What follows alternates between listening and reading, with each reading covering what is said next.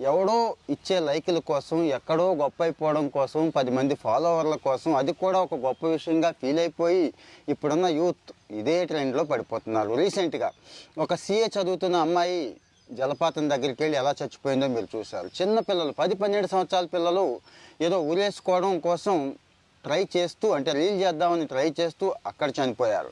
ఇక బైక్ మీద వెళ్ళి చనిపోతున్న వాళ్ళ దగ్గర నుంచి చాలామంది రకరకాల స్టంట్స్ చేస్తూ మనకి కొన్నే తెలుస్తున్నాయండి. మనకు తెలియని వాళ్ళు చాలామంది ఉన్నారు. కాళ్ళు చేతులు పోగొట్టుకున్న వాళ్ళు, మంచం మీద పడిన వాళ్ళు. సో ఇక్కడ విషయం ఏంటంటే డోపమైన్ అనేది బాగా పనిచేస్తుందండి. అదొక కిక్ ఇస్తుంది అన్నట్టు. ఇంకా కిక్ కోసం ట్రై చేస్తూ ఉంటారు, కానీ అక్కడ కని పెంచిన వాళ్ళకి కడుపు కోత మిగులుస్తున్నాం అనేది మర్చిపోతున్నారు. ముఖ్యంగా యూత్లో ఈ ట్రెండ్ ఎక్కువైపోయింది. సో రీల్స్ కోసం, ఎవడో చెప్పే గొప్పల కోసం ఫాలో అవ్వకుండా, వాటి కోసం పాకులాడకుండా మనదంటూ ఒకటి ఉందండి. మీ సబ్జెక్ట్ ఏది ఉంటే అది సరదాగా షేర్ చేసుకోండి.